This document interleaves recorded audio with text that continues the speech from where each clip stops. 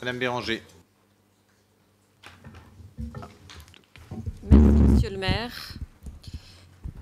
Chers collègues, mon intervention portera sur la dernière partie de cette délibération sur les 5 logements de fonction d'instituteurs inoccupés et que vous proposez de mettre à disposition du CCAS par l'intermédiaire d'une convention.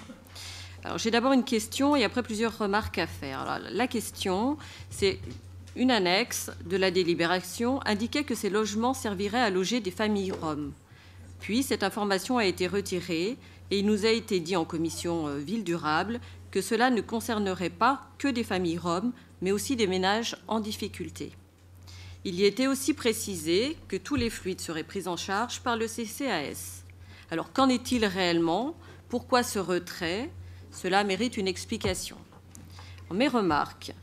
Pour en revenir donc à ces 5 logements qui sont donc vides, j'ai envie de dire que nous aussi, comme vous, nous sommes favorables à ce que les logements vacants soient occupés. Nous sommes, comme vous, favorables à ce que les familles en difficulté sociale soient aidées. En revanche, nous ne sommes pas d'accord avec vous sur le dispositif que vous proposez. Qui va sélectionner les familles? La ville ou directement par le biais du CCAS? Sur quels critères vont-elles être sélectionnées? Et où est le principe d'égalité de traitement devant le droit au logement? 5 à 10 familles choisies et toutes les autres donc abandonnées. D'autre part, héberger gratuitement des familles, charges comprises, sans aucune contrepartie, est la porte ouverte à toutes sortes de contestations et d'incompréhensions provenant de la population, et vous le savez bien. Et ces contestations seront légitimes pour des familles, par exemple, très modestes, qui peinent à payer chaque mois leur loyer, leur facture énergétique pour se loger. Pour les demandeurs de logement, exaspérés aussi par l'attente d'une proposition de la part des bailleurs. Et même pour toutes les familles qui étaient éligibles à ce dispositif et qui resteront à la porte de ces logements. Même si on peut comprendre vos intentions, en agissant ainsi, vous augmentez les tensions entre les habitants. Et le rôle d'une collectivité est tout l'inverse. C'est d'apaiser les tensions et d'assurer l'égalité entre les citoyens. C'est ce que vous ne faites pas en refusant, par exemple, d'expulser les squatteurs des logements de fonction d'instituteurs situés rue Marbeuf, alors que le tribunal avait autorisé l'expulsion. Nous avons des lois, moi je pense qu'il faut les appliquer. Concernant les familles roms, si c'est elles dont il est question dans cette délibération, vous savez très bien que ce n'est pas à l'échelle de la ville de Grenoble que vous allez régler un problème aussi important et complexe, et dramatique aussi.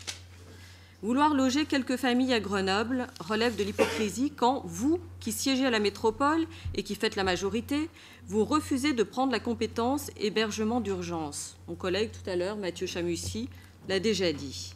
Et pourtant, s'il y a un lieu où on peut commencer à agir, c'est bien à l'échelle de la métropole.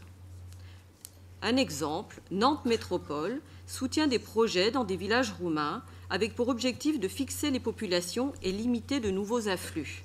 La présidente s'engage, et cette présidente, elle n'est pas UMP, vous vérifierez, elle est du Parti socialiste, pour tout vous dire, par ailleurs, à concentrer les moyens sur ceux qui sont accueillis pour que ces personnes puissent s'insérer et vivre dignement. Chercher des pistes et des solutions durables, c'est cela être responsable. Ayons le courage de dire que nous ne sommes pas en capacité d'accueillir tout le monde. Ces 3 dernières années, les demandeurs d'asile ont augmenté de 85% en France et 30 000 dossiers sont en attente de traitement, donc à la rue pour la plupart. Tous les échelons sont défaillants, de l'État aux collectivités locales. Nous sommes dans un pays où la solidarité a tout son sens, mais la solidarité, ce sont des droits et des devoirs. La solidarité doit s'organiser pour être pérenne et votre décision ne s'inscrit pas dans une vision d'ensemble. Je vous remercie.